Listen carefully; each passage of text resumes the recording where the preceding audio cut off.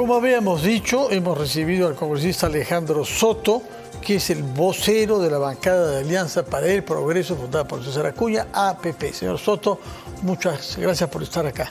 Fernando, buenas noches. Un saludo a tu persona y a toda la audiencia. A ver si nos dice eso en la bella lengua quechua con el acento cusqueño que usted tiene.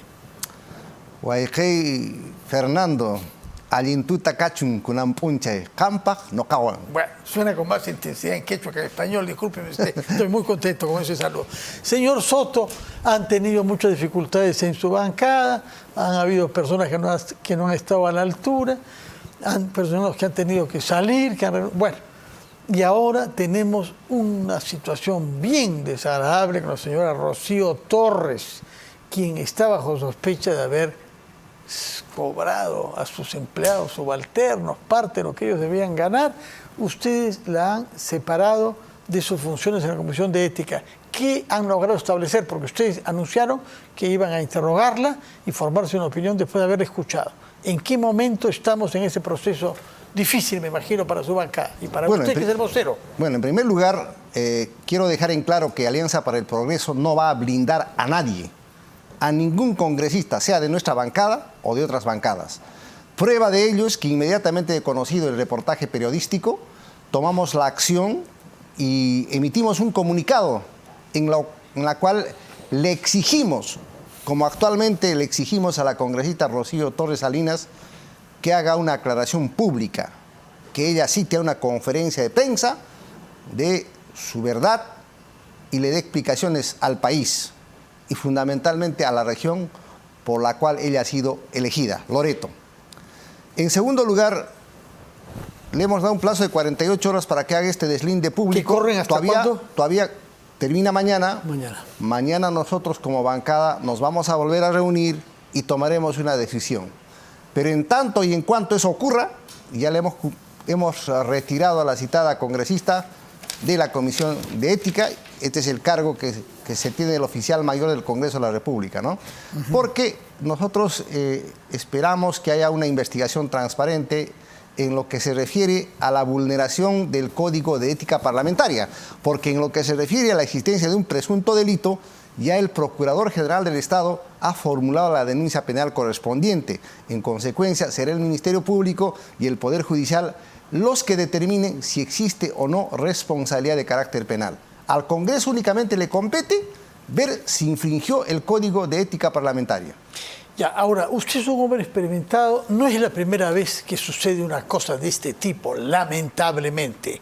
Hay congresistas, no solamente de este Congreso, sino de los anteriores, que contratan a personas sumisas y los obligan a darles ahí una parte de los ingresos con los que ellos contaban. ¿Por qué sucede esto? ¿Por qué esta práctica tiene varios antecedentes en el Congreso? ¿Cómo lo interpreta usted? Bueno, yo lo que tengo que decirte es que en lo personal rechazo este tipo de manejo, pero sin duda habría que preguntarle a cada congresista involucrado en estos hechos qué lo ha motivado a tener que someter a un trabajador, sea del nivel de asesor técnico o auxiliar, para darle una parte de su sueldo, si es que esto es así, ¿no? Porque nosotros no somos jueces ni fiscales para todavía determinar si esto es así o no. Existen presunciones y la presunción de inocencia es válida. No obstante ello, creo que cada quien tiene que responder por sus actos.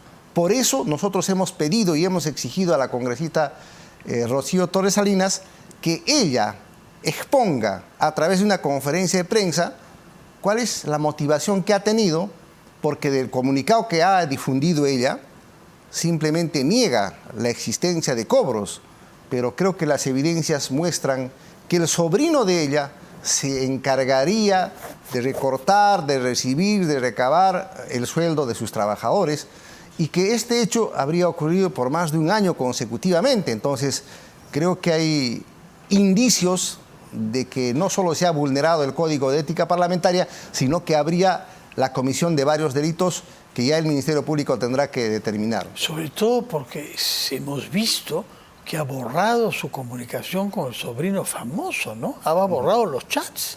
Sí. Tiene que explicar eso también en esta exigencia que le hacen ustedes para que dé explicaciones al pueblo. Sí, pero creo que por respeto a la población primero se tiene que dar cuentas al pueblo. A la interna nosotros vamos a tener que preguntarle, como usted lo está haciendo, cuál ha sido la motivación para utilizar el teléfono, buscar el nombre del sobrino y borrar todos los mensajes que se tenía ahí.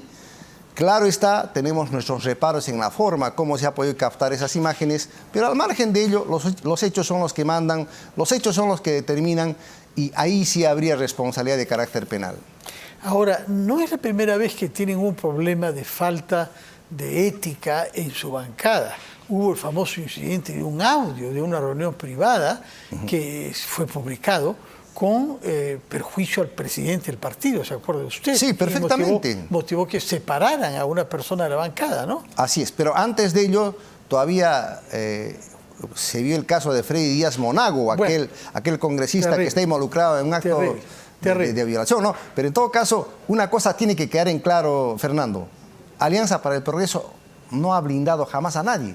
Sancionamos a Freddy Díaz Monago, expulsamos a Heidi Juárez, la separamos a Magali Ruiz de las comisiones y ahora también lo estamos haciendo con la señora Rocío Torres Salinas. Entonces estamos demostrando que nosotros sí aplicamos in estricto lo que dicen nuestros estatutos y fundamentalmente deslindamos toda responsabilidad y permitimos más bien que la Comisión de Ética del Congreso de la República pueda hacer una investigación clara y transparente que determine lo que convenga. Si hay que avalar una sanción, lamentablemente habrá que hacerla de acuerdo a los resultados de esta investigación. Lo de Magali Ruiz que usted menciona se parece un poco a lo que estamos viendo ahora con Rocío Torres, ¿no? Claro. Tiene puntos en común. Con marcadas diferencias, pero hay un punto en común que es el recorte o el presunto recorte de remuneraciones, ¿no? Son 4 entonces congresistas, que por lo pronto 3 que ya están sancionados y es probable que este cuarto se produzca. ¿Qué ha pasado? ¿No se ha seleccionado bien a los cuadros en algunas regiones? Mire, la selección de candidatos pasa por un filtro, primero al interior del partido y luego el Jurado Nacional de Elecciones también evalúa. Por eso es que uno tiene una hoja de vida, una declaración de intereses en la cual tiene que señalar la relación de procesos, investigaciones que tiene. Eso es una precalificación. No obstante ello, los hechos que han ocurrido son actos posteriores a la postulación y a la acreditación de congresistas. Son hechos posteriores que no se podían haber determinado antes, ¿no? Entonces creo que ya son responsabilidades que tienen que verse también en el tiempo, es decir, se cometió ahora y ahora tiene que someterse pues a las investigaciones que correspondan, ¿no? Ahora, el caso de Rocío Torres se complica por su situación familiar, ¿no? Y es casada con una personalidad de su partido que ha sido congresista también por Loreto y hermano de quien fuera gobernador regional. Me parece es una familia con alguna, digamos, enraizamiento en su partido, ¿no? Ciertamente, pero nosotros no blindamos a nadie. Y al interior del partido se tomarán las acciones correspondientes, la justicia también se tendrá que imponer, y así iremos aclarando las cosas respecto de cada congresista que se vea involucrado en estos hechos, ¿no? De acuerdo. Respecto del desempeño de APP en el Congreso en general, hay por una parte el tema de las elecciones, si se deben adelantar o no. Su opinión personal como cusqueño, ¿cuál es? Usted ha estado en el Cusco, ha visto el clima de irritación que hay un malestar contra el gobierno en particular, por los muertos, etcétera. Usted mismo ha pagado las consecuencias porque ha habido una hostilidad personal contra usted y delincuencial, hay que decirlo, porque se ha intentado, si estoy bien informado, incendiar su domicilio, ¿no? Cierto. Yo y mi bancada desde un comienzo hemos apostado por un recorte del mandato presidencial y congresal. Mucho se confunde el término, ¿no? La gente habla de adelanto de elecciones. El adelanto de elecciones no es facultad del Congreso de la República. La facultad que tiene el Congreso de la República es recortar el mandato de la presidenta. Lo cual lleva pues a que se adelante. Es una lógica consecuencia. Sí, sí. Pero entonces nosotros hemos apostado por recortar nuestro mandato. Y ya cuando teníamos 91 votos a favor para irnos el 2024, ¿no? Son los amigos de Fuerza Popular que presentan una reconsideración y prácticamente todo esto se cae, ¿no?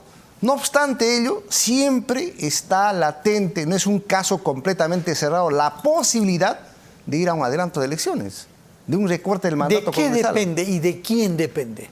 Tal y como lo percibe la usted en el Comisión de Constitución tiene que evaluar los múltiples proyectos que hemos presentado, inclusive desde nuestra bancada, donde decimos, señor, vamos pues a un recorte del mandato y vamos adelanto de elecciones, ¿no? Entonces, creo que eso tiene que evaluarse a partir del mes de agosto, porque lamentablemente en esta legislatura no se puede ver, ¿no? Ya han sido debatidos varios proyectos, han sido archivados, pero a partir de julio, que se inicia una nueva legislatura, válidamente se pueden nuevamente analizar los distintos proyectos que hay y es posible, no estamos negando esa posibilidad, de que haya un recorte del mandato congresal y un posible adelanto de elecciones, ¿no? ¿Qué es lo que siente usted que está pasando en Cusco, que es su región, y en general en el sur del Perú? Mire, en honor a la verdad, yo tengo que decir con total certeza y claridad lo siguiente. Los hechos que han ocurrido el 7 de diciembre, que es el fallido golpe de Pedro Castillo Terrones, tienen un antecedente previo, y usted lo conoce mejor que yo. Habían consejos de ministros descentralizados, y en esos consejos de ministros descentralizados, el señor Aníbal Torres Vázquez, el mensajero del odio, iba a las distintas regiones del país para envenenar al pueblo y enfrentar pueblo contra pueblo. Yo recuerdo perfectamente que en mi región, en el Cusco, decía, hermanos cusqueños, hay que descolgarse de los cerros para marchar en contra de un Congreso obstruccionista y golpista que no le permite trabajar al señor Pedro Castillo Terrones. Entonces, ahí y en distintas regiones se ha generado un odio, un rechazo al Congreso en el entendido de que nosotros no le permitíamos trabajar, de que éramos golpistas, de que éramos obstruccionistas. Y eso usted, mejor que yo, sabe que no es cierto. El mal manejo que ha tenido Pedro Castillo ha nacido desde el momento en que se encontraron $20,000 en un baño de Palacio de Gobierno, cuando la cuñada, hija, ¿no?, y la esposa eran empresarias de la construcción en Anguía, en Cajamarca. Entonces, esos actos de corrupción que ahora se están conociendo han generado, pues, que la clase política en el país sienta también que fiscalizar esa gestión, y cuando nosotros hemos planteado algunas propuestas de vacancias, de interpelaciones y censuras a sus ministros, ellos corrían al interior del país a envenenar a la gente y decir que éramos obstruccionistas, que éramos golpistas, y eso no es así. Es más, aún actualmente la gente cree que es el Congreso el que ha derrocado al señor Pedro Castillo Terrones, cuando la realidad de los hechos nos muestra que el 7 de diciembre, el que golpeó... Claramente fue Pedro Castillo. Fue Pedro Castillo. Ahora dígame una cosa. ¿Ustedes van a seguir defendiendo el recorte del mandato de los congresistas y de la presidenta? Esa es la posición de la bancada, bueno, en su conjunto. Esa es la posición de la bancada. Pero no todos. Hemos escuchado a Lady Camones más bien pasar a defender la tesis de Renovación Popular y otros, y de Acción Popular, ¿no? Bueno, a ver, con relación a los proyectos que ya se han debatido, creo que ya no hay nada que discutir, ¿no? Pero hay nuevas propuestas y habrán otras nuevas propuestas, otras alternativas. Sobre esos términos, yo creo que sí existe la posibilidad de hacer un recorte del mandato presidencial y congresal. Dígame una cosa, ¿qué iniciativa podría tener el gobierno de Dina Boluarte para apaciguar el sur del Perú, Cusco, su región, donde hemos visto lo que ha sucedido con usted, y sobre todo Puno? Mire, yo creo que tiene que haber un trabajo más efectivo. Yo acabo de escuchar una entrevista sobre esta nueva propuesta de una autoridad... Sí, para la infraestructura. Para la infraestructura. Para construir, para obra pública. Bueno, eso me hace recordar la autoridad con cambios y todo lo demás. No, pero justamente quieren corregir los errores cometidos ahí. Pero la verdad de las cosas, tiene que haber un trabajo efectivo. Mire... ¿Cómo, señor Soto, la solución? Le explico. Sencillo. Hace poco hemos interpelado al ministro de Educación. ¿Qué ha dicho el ministro de Educación? Ha dicho que se ha gastado en el sector educación 728 millones de soles en consultorías. ¿Está confirmado? ¿Está seguro que el ministro tenía razón? Cuando se le pidieron pruebas no pudo darlas. No, sí nos ha alcanzado la relación de las empresas jurídicas y personas naturales que cobraron.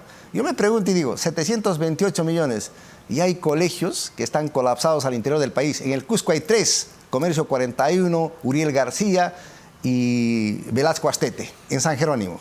Esos tienen su expediente técnico, tienen todo acabado. esos 728 millones, y mucho menos, serviría para construir o reconstruir muchos colegios. Sin duda, si fuera así, usted tiene completamente la razón. Yo quisiera ver esos documentos porque hay bastantes dudas de las cosas que dijo el ministro a propósito de eso. Muchas gracias, señor Soto, por su presencia.